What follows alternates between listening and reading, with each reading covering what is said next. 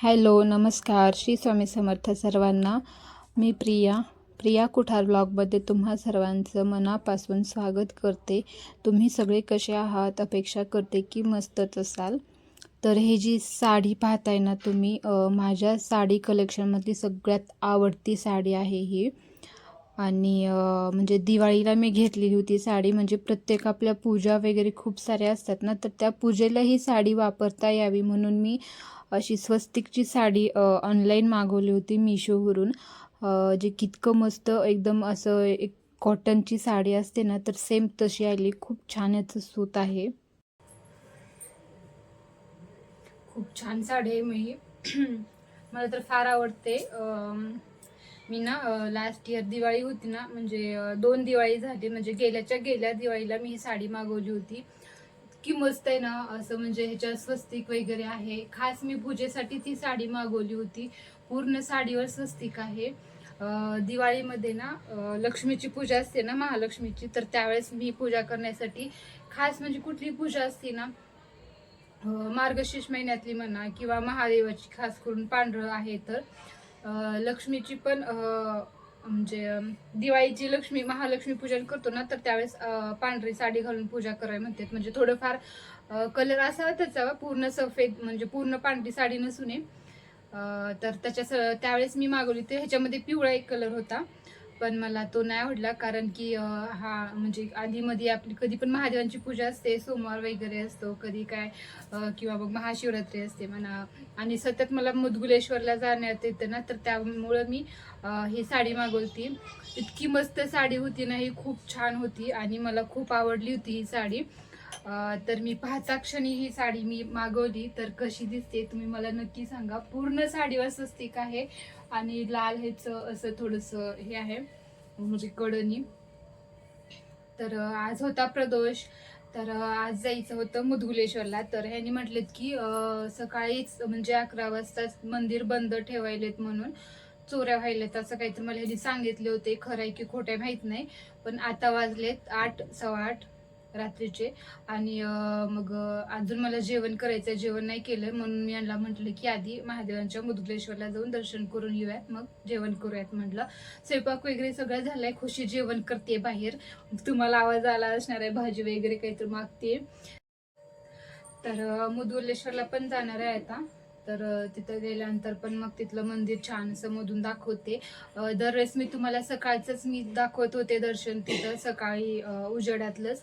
तर आता पहिल्यांदा मी रात्रीचं दर्शन दाखवत आहे. तर पाहूयात आता कसं दर्शन होणार आहे. रात्री पण मी पहिल्यांदा नाही, ह्याच्या अगोदर पण गेले होते, पण इतक्या उशिरा नाही जायला मी. दिवस माळ म्हणजे थोडस दिवस मावळतो ना, तर त्यावेळेस मी गेली होती. तर तुम्ही माझं कपाट पाहू शकाल. माझा एक दरवाजा निघाले कपाटाचा, जे की बसवायला म्हणजे टाइम मिळत नाहीये. तर असो, आता ह्यांना कधी टाइम मिळतो बँकेतून माहित नाही, तर इग्नोर करा त्याला तुम्ही थोडस. आणि आता तुम्हाला जर माझी व्हिडिओ आवडत असेल तर नक्कीच लाईक करा, शेअर करा, सबस्क्राईब करा. आणि तुळजापूरमध्ये ना परडी वगैरे खूप छान भरली जाते. म्हणजे कसं असतं काय असतं, म्हणजे दसऱ्यामध्ये तर खूप मोठं म्हणजे पूजा वगैरे असते, बकर बलिदान वगैरे असतं. तर तुम्हाला जर आवड असेल ना, तर ह्या गोष्टींची देवांची वगैरे, तर तुम्ही माझ्या चॅनलला नक्कीच सबस्क्राईब करून ठेवा. म्हणजे येणाऱ्या व्हिडिओमध्ये येणाऱ्या दिवसामध्ये तुम्हाला खूप सारे व्हिडिओज, खूप छान छान मंदिरातले, तुळजाभवानी देवीच्या मंदिरातले तुम्हाला व्हिडिओ पाहायला भेटतील. खास करून दसऱ्यामध्ये बरं का, कारण त्यावेळेस देवी आपली थोडीशी म्हणजे खूप दर्शनाला भाविक वगैरे येत असतात, सगळ्यांना माहितीच आहे. आणि जागृत असते नवरात्रीमध्ये देवी. तर त्यावेळेस ना म्हणजे खूप इंटरेस्टिंग आहे त्यावेळेस दर्शन महिलांना, खास तुळजापूरमधील महिलांना दर्शन कसं आहे काय. त्यावेळेस पास असतात, सुवासनी पास वगैरे. तर फक्त तुळजापूरमधील महिलांनाच ते असते बरं का. म्हणजे सुवासिनी पास असतो आणि टायमिंग दिलेला असतो रात्रीचे 2 तास किंवा 12 ते 1 किंवा म्हणजे रात्रीचा टायमिंग असतो. त्या टायमिंगला जर आपण दर्शन करून घ्यायचं, जे की डायरेक्ट दर्शन खास तुळजापूरच्या महिलांनाच ते असतं, तर त्याला सुवासिनी दर्शन पास असं म्हटलं जातं. तर अशा नवीन नवीन काहीही तुम्हाला म्हणजे जाणून घ्यायचं असेल तर प्लीज माझ्या चॅनलला सबस्क्राईब करा. आवडला तर नक्कीच तुमच्या फॅमिलीजला, तुमच्या फ्रेंड्सला पण सांगा सबस्क्राईब करायला. आणि एक एक वाढत आहेत नवीन सबस्क्रायबर, तर नवीन येणाऱ्यांचं पण आणि जुने जे आहेत ना तर त्यांचं पण खूप धन्यवाद. आणि आता चला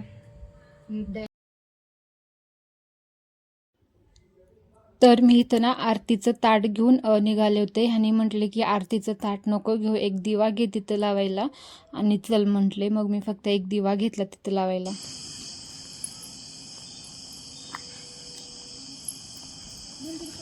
तर इथं पोचलो होतो आम्ही. न्यायला उशीर झाला होता. आम्ही बरोबर 9 वाजता मंदिरामध्ये पोचलो होतो.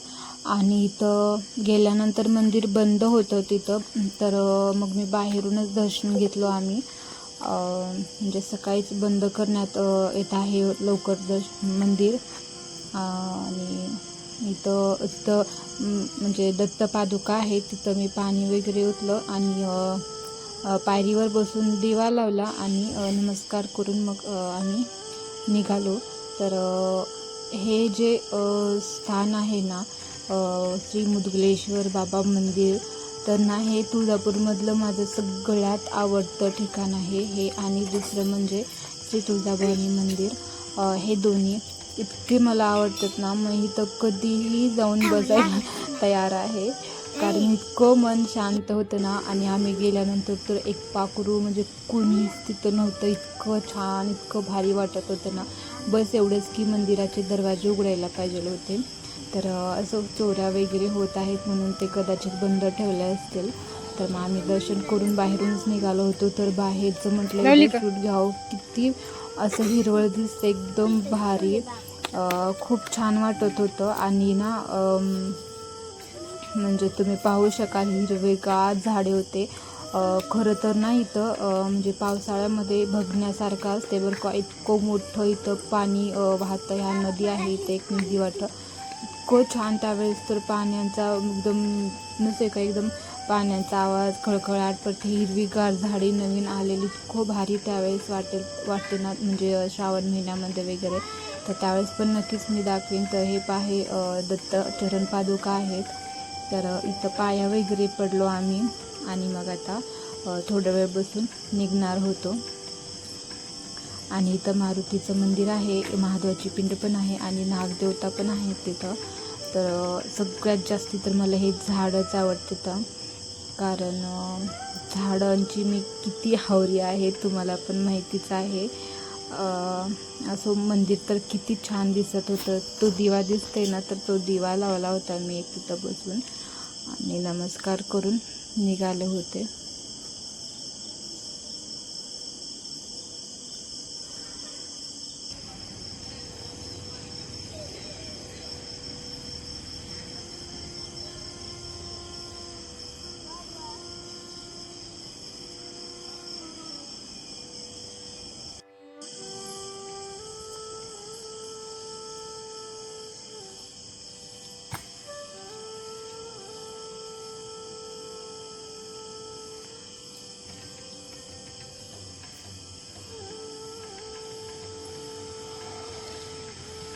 पडशील खुशू, बास त्याच्यावर येत नाही आता.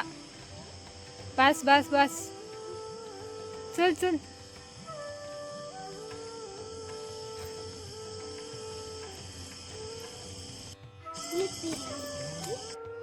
तर चला आता भेटूया एका नवीन व्हिडिओमध्ये. तोपर्यंत bye, take care. Shri Swami Samarth सर्वांना. आणि हो, चॅनलला नवीन असाल तर चॅनलला नक्की सबस्क्राईब करा. बाय.